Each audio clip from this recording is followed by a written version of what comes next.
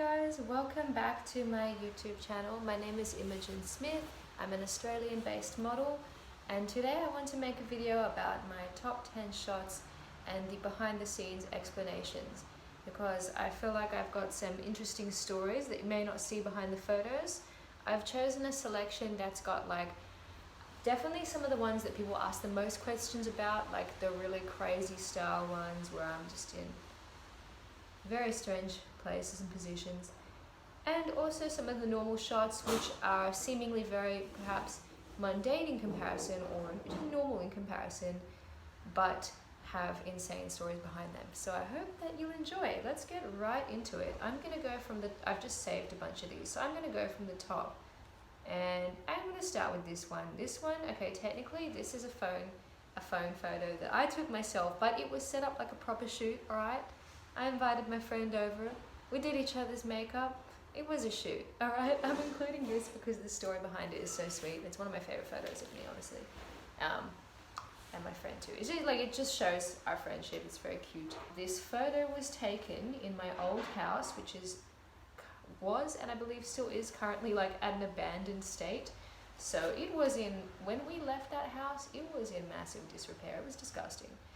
And we used to live in a rectory, and we went there at night. So the story behind our outfits is, apart from the fact this is just kind of our style, the shirts I remember are from Teen Hearts, because Teen Hearts gave me an opportunity to be a model with them. I'm saying model because I didn't make a cent with Teen Hearts and I didn't do any work with them. The way it was they were like, oh, you can buy our shirts at a discounted rate and then model them for us, and maybe we'll post you to our Facebook stories or our Instagram stories, and also you'll get a commission for whoever buys the shirts with your code. And that was the first time I'd ever heard anything like that. So I'd ordered these. I just ordered a mystery pack of shirts from Teen Hearts, and these were two of the shirts that came in. One that said "Stay Weird" that my friend's wearing, and one that said "Magical" that I'm wearing.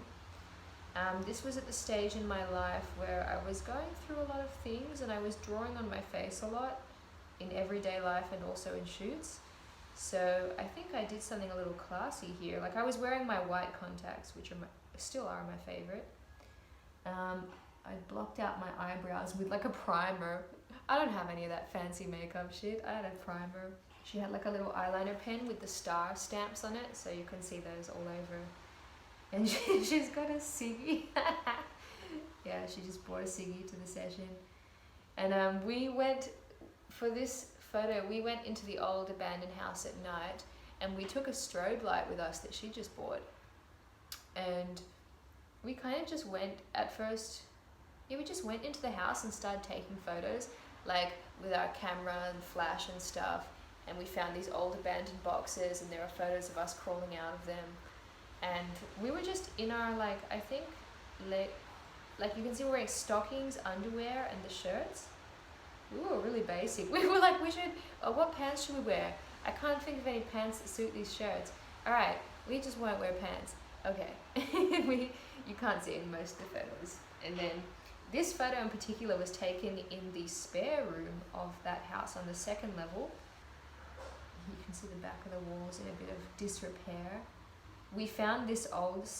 Did we take the rabbit? I think we found this stuffed rabbit in the house, it had been left behind. So we just are both posing with it there. And there's so many photos from that, but that's my favorite just because the faces are so perfect, and that's us in a nutshell. And just what we do when we hang out. So it's a very sweet photo. Can I think of anything else from that session that's worth noting? Apart from the fact that we took photos, there's photos of me in a bathtub in this shoot as well. The house, before we abandoned it, was infested with anything you can imagine, pigeons, fleas was a giant problem. There was so many, it was so disgusting, I'm so glad we're out. There was mice, rats, and shortly after this bathtub photo was taken, that bathroom got completely infested with pigeons.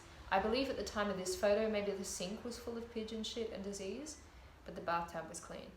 I could be wrong on that. Anyway, I'm not lying in pigeon shit. That's the main point of this one. Let's move on. The next photo, oh, it's so cute, of me and my friend Uta. So this was during the time that I just went to Japan for 2 months because I was sick of Sydney and I thought it's my second language. I studied it for like 5+ years. I finished advanced level and I have nothing to do with it. I'm gonna go there. And I also met up with some friends that I had made when I was like 12 at an international camp there. It's a fantastic trip. But this photo is from one night in Tokyo. I went to an underground gig. Like I was just looking for something to do because the club I went to go to was closed. And I found this like stairwell, asked the guy at the bottom of the stairwell in my best Japanese, like, what's going on here? Can I come in? They're like, no, you know, there's a gig happening later, come back later. It's like, okay. So came back later. And yeah, she was performing with her band, I believe. She's the lead singer of the band Hot Dog. She's really cool. I didn't see her perform, but I met her afterwards and she explained that she was a model. I kind of met a lot of her friends there. They had a blow-up drummer. One of the bands had like just a blow-up doll for a drummer, and they were calling him Mr. Smith because he was just like some white-looking guy. And my last name's Smith, so that was kind of my entry point. I was like, I'm the real Mr. Smith. And yeah, we ended up teeing up a shoot together, and she invited me to Barbie Studios somewhere in Tokyo. And the outfit is like, again, that was at the time when I just drew on my face. I still do, but I put in my contacts, straightened my hair. I just turned up like this. It was really cold. That's why I'm wearing stockings and a shirt and a skirt. I was rugged up. So I like just turned up like this. She just looked like an angel. She looked like she was there.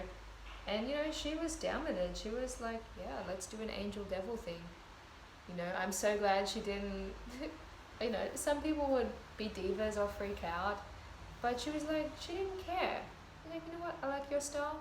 We may be different, but let's do a shoot together. So she had a photographer with her, came to the studio, and there was kind of like, it was a bigger room with like a few different setups. So she would get up first and just do some solo modeling and then move to a different setup and do it. It was very simple. It was like, done. And then I got up and did some modeling, solo stuff. And then we did some partner stuff. So that's us sitting on one part of the room where they had this little couch set up, which was really cute. Yeah, it was a really fun time. I hope to see her again. She is now, from what I can see on her Instagram, she's been doing some awesome stuff like acting, even like radio host, more singing. She's just a really cool girl. I'm going to link her Instagram if you guys want to see what Uta's up to. Yeah, we've been giving each other support since, so that's girl power. Yes, so this next photo, the photographer is Chris David, and he does lots of underwater shoots with models. And the main reason I chose this photo is not because it looks great, but because of the story behind it. So this was a job I got through the Royale Modelling Agency. I got an opportunity to shoot with Chris David. Eternally grateful. I turned up just with my kind of clothes, so you can see I've got my see-through strawberry dress there. I went to his place in the middle of, I'm gonna say in the middle of nowhere, but it was far from my place, and it was like a really out there suburb. Like I lived in the inner west at the time, where things are really compact, apartments, houses, everything's next to each other. And he was just like, the place he lived, big sprawling neighborhoods. I didn't know where I was. And we went to his house, introduced myself, my name's Imogen. He had a big pool in his backyard, and we just basically got in there and started doing shooting. He had all the equipment, the backdrop set up in the pool. The hardest part was getting underwater. Like we would get in the pool and he had all his gear, so it was pretty easy for him to move up and down, take the photos. I mean, the photos are the hard part, but for me, I had to kind of like steady myself, take a deep breath. It was really cold as well, and then awkwardly swim my way underwater as much as possible and stay underwater to do the poses. So what often happened was I would get in the pose and then start floating up, and he'd keep being like, you're too close to the surface, come back down. And then I would go down and I'd be too far down. You can see in this photo, you've got a really nice reflection from me just being under the surface. That was really hard to get. That took a long time. I was either too far down or like struggling at the top, and I would come back up for a breath and go back under. And the other thing is that in a lot of these shots, my eyes were open. I had my eyes open underwater for a good long time. And actually, after, I believe the shoot was like an hour and a bit, maybe not even. But I was in so much pain afterwards. I got in the shower at his place, and my eyes were just, once I got in the shower, my eyes just squeezed shut and I could not open them. Like there was no physical capability to open them. They had just decided, I'm going home. My eyes receded into the back of my head. My eyes were closed. I was trying to wash shower water into them. He told me just get as much water as you can in there to get the chlorine out that's been in there for so long. And at this point, before I got into the shower, my vision was very blurry. Once I got in, I was blind, could not see. And from that point onwards, no matter how much I washed my eyes, I could not see. I was fully blind. At some points, I would peel my eyes open and I would see flickers of light, but it was mainly just darkness. And there was like, I would see some colors blurred, but I could not make out shapes, anything. I was totally incapacitated. And I had to get home. So I managed to make it, he dropped me off to the train station, that's right, and I used the railing to get up to the platforms.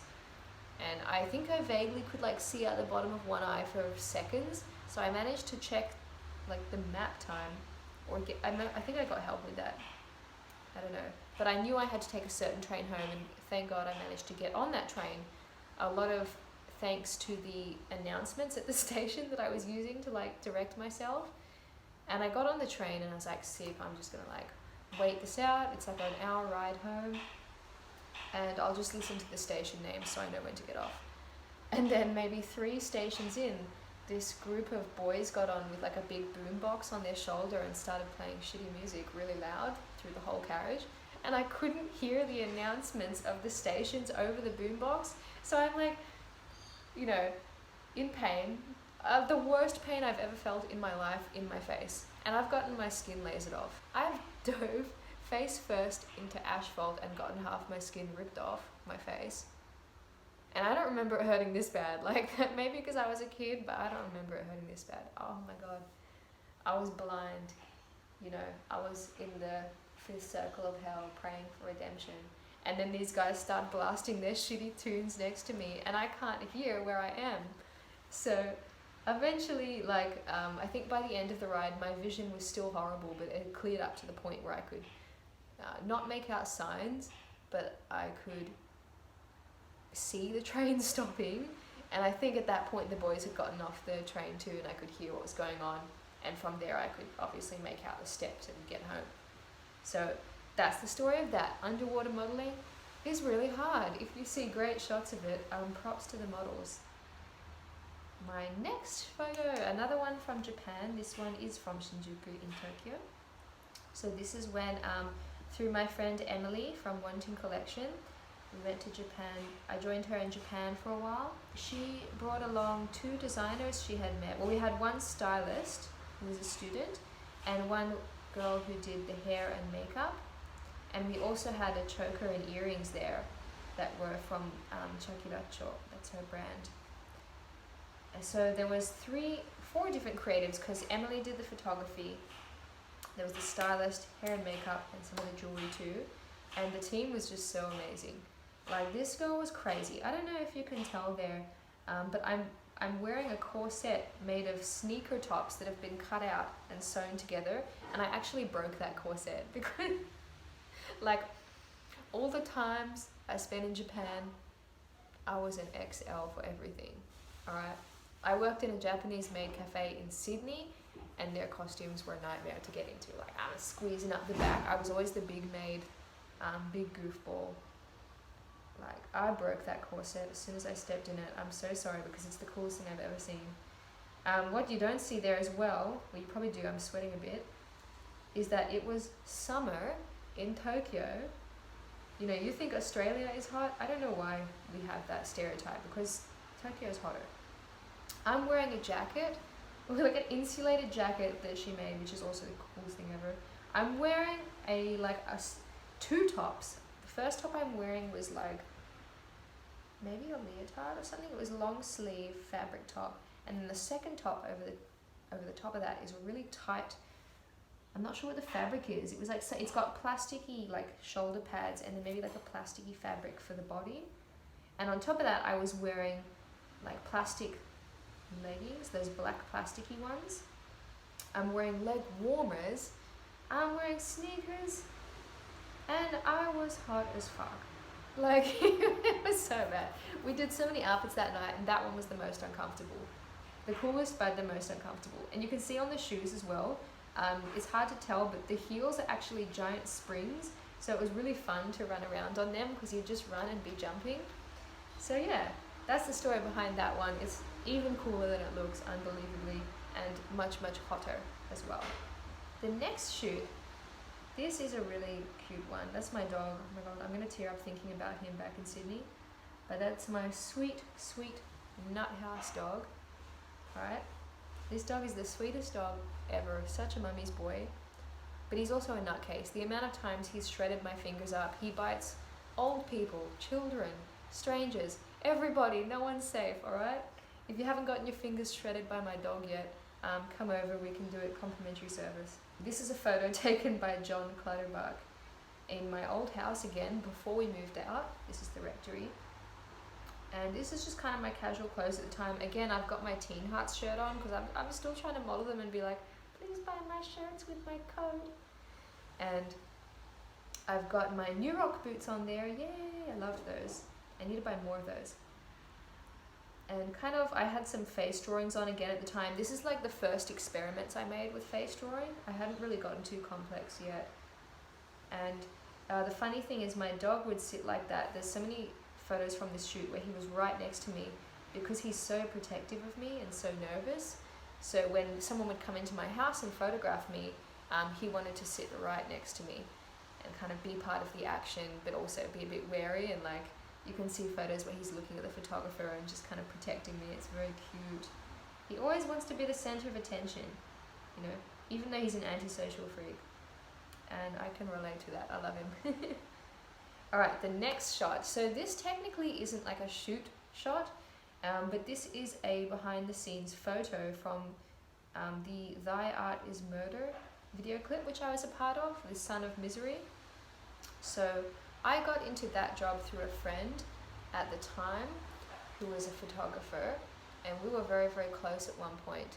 And he called me up and was like, I have a job for you, but I need to speak to your dad first.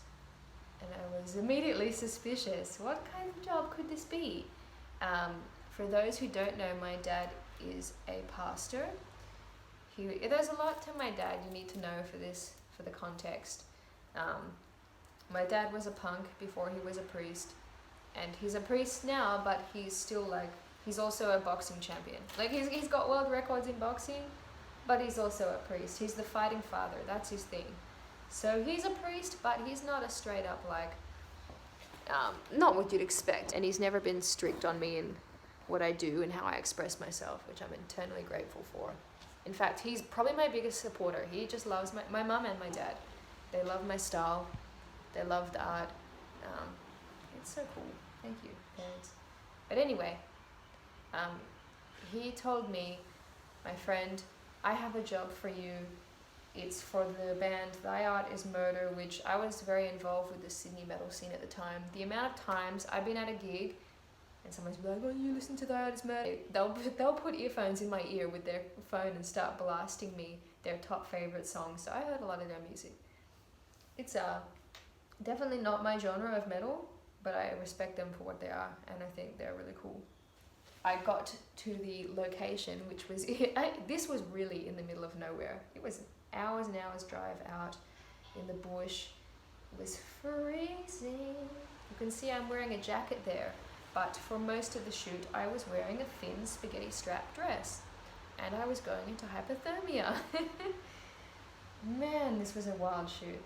The first thing that happened was I kind of just got into this cabin that the owners of the property had, and the photographer just told me like, hey, just hang out here for a bit, you know, we're gonna film some other stuff, chill. And I was just sketching. And then CJ from Thy Art Is Murder CJ just came into the room at one point, And I didn't know who he was at first, but he had an aura about him that I was like, oh, this is someone like important. So I stood up. I don't know why I stood up, like I was going to meet the Queen or something. I just stood up from the couch and I was like, I'm Imogen. And he was like, oh cool, like I'm CJ. Do you know where I'm meant to go? And I said no. And then he just was like, okay. And he got on the phone and like, that's my meeting with CJ from The Art Is Murder, bro. Fame and shame. No. He was cool, but didn't really talk to him, didn't meet any of the other band members.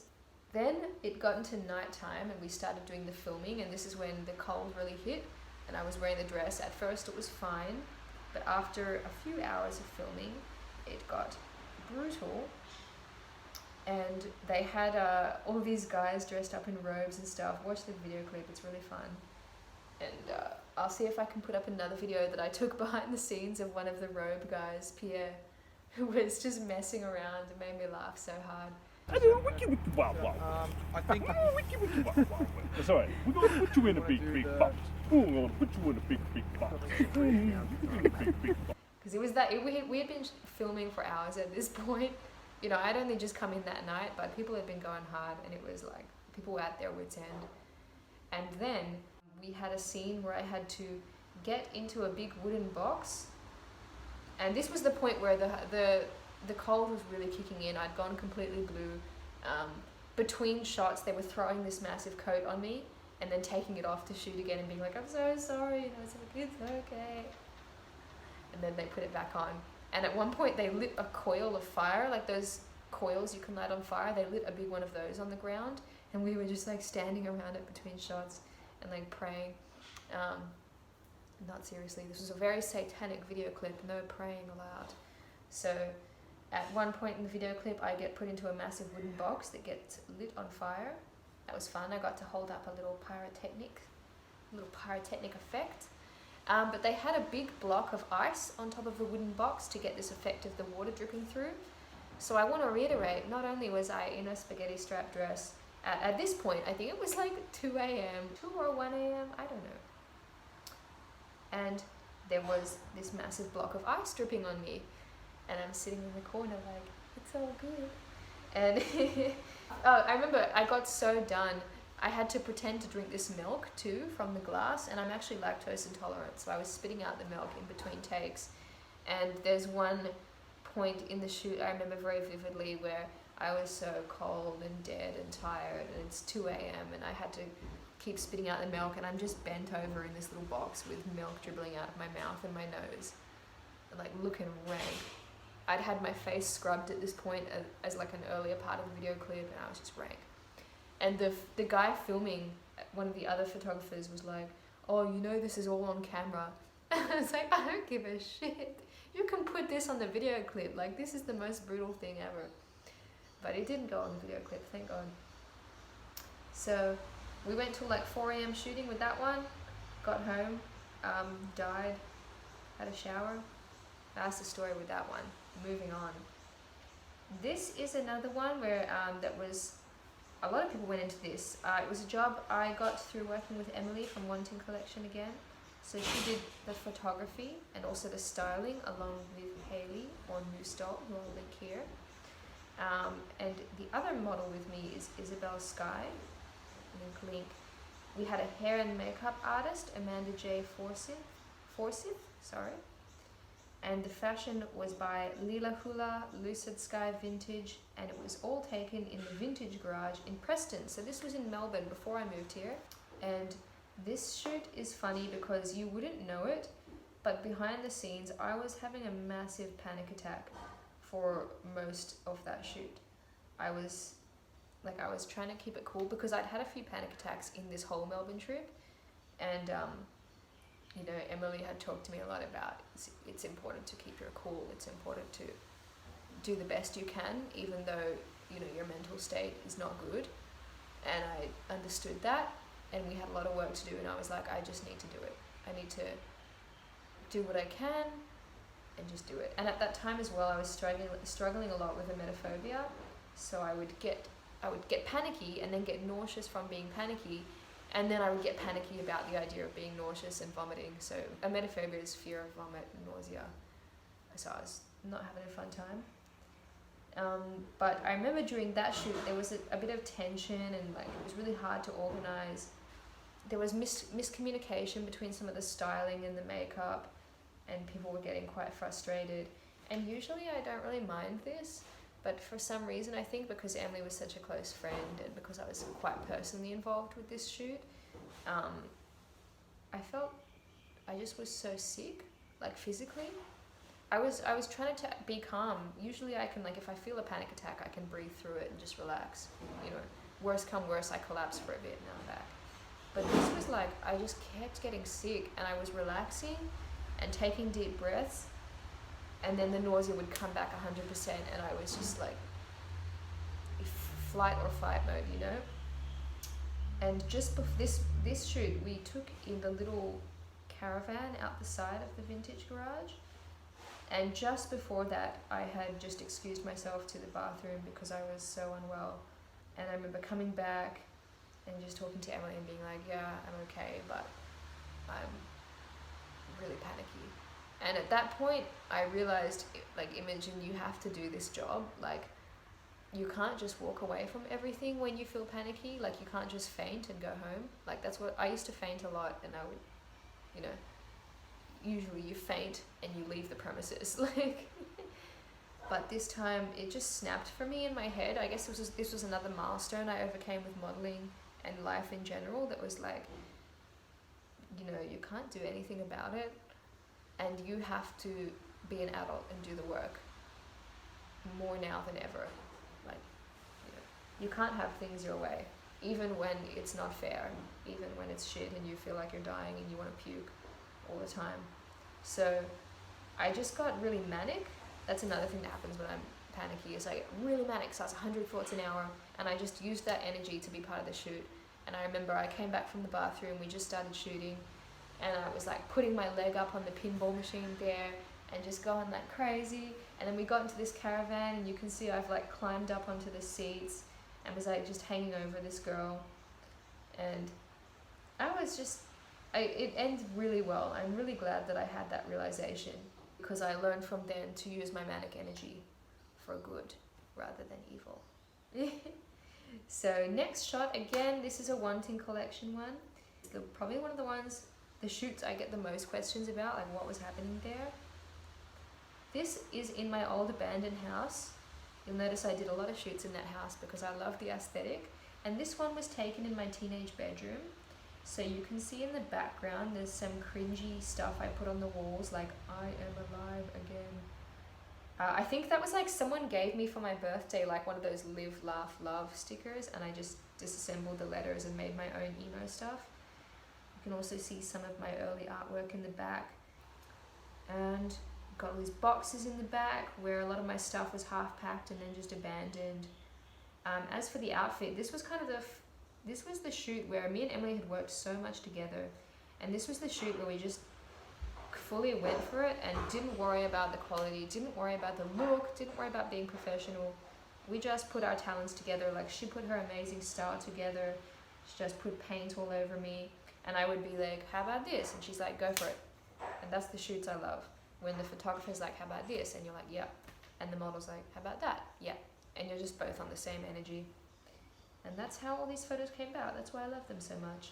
It's just pure like feeling. Next one. We're gonna have a few repeat themes here, but I've always got new stories about new things. This one is another one from Japan. This is when I went with Emily and worked with Chakiracho. And I just wanted to put this one in because it was such a nice feeling. Like, what happened before this was we were in a little kind of apartment room in Tokyo, and I remember just sitting on the floor and them doing my, like, I think I did my base makeup and they started doing my hair up, and it was really nice. I had Chiaki, who's the woman behind Chakiracho, and Emily on one side, and they were both just like sticking things on my face. And Chiaki had these like stickers that were half English, half like hiragana, so I've got Chakiracho written on my eyebrows, I believe. Yeah, it was such a nice girl moment. Like, we were all just sitting on the floor together chatting and having fun, and she's sticking things on my eyebrows. speaking in English and Japanese interchangeably. It was like just a really nice connection. Yeah, I love my girls all around the world. I love my boys too, but that's another story. Final photo. I have included one more photo from my abandoned house. This was like one of the earliest shoots that me and Emily did before we had really gotten to know each other or gotten comfortable. But I still think it's really cool. Again, I chose this one because it's got a better look of some of my teenage bedroom posters. This is my old bedroom as a teen. You can see a lot of those posters, like, I think at that time I really only listened to System of a Down and maybe some Alice Cooper, and you can see I've got Gua. I listen to Gua a lot. I still love Gua. But a lot of those band posters you can see, like Slipknot, Five Finger Death Punch. I never listened to Five Finger Death Punch. Slipknot I would listen to on occasion. I love their concerts, but I gotta be real, it's not really where I'm at. And these posters I got from my boyfriend at the time, like my ex-boyfriend. I just got them because he was throwing out all his like teen posters. And on my other side you can see some of my artworks with the Ib one again is not mine, but you can see some of my pen sketches. And then I've got one coloured one up there that's mine, which is like a girl getting killed by this octopus squid woman. And then there's a tiny photo of my ball jointed doll up there on a Polaroid. And there's a guy's head I stuck to the wall. Yeah, it's got a cool aesthetic. So that's it. That's a bit of an insight into some of the shoots I've done and some parts of my life. I hope you guys found some of it even minutely interesting. If not, that's okay. Let me know in the comments if there's anything else you'd like to hear about, any topics in particular. I know in the future I'd like to go more into how to get into modeling, how to get work, kind of the technical side of things for people who may be interested, but also for people who may be just interested in the stories and the fun. I got so many stories that I want to go through. I used to work as a live streamer, and we always had the best fun story times, and I just miss doing that, as well as like bad fanfic readings. We're going to bring that back somehow, I swear to God. So yeah, I will see you guys next time. I wish I could say I love you, but I don't know. Do you feel that way about me? Huh? I will see you next time.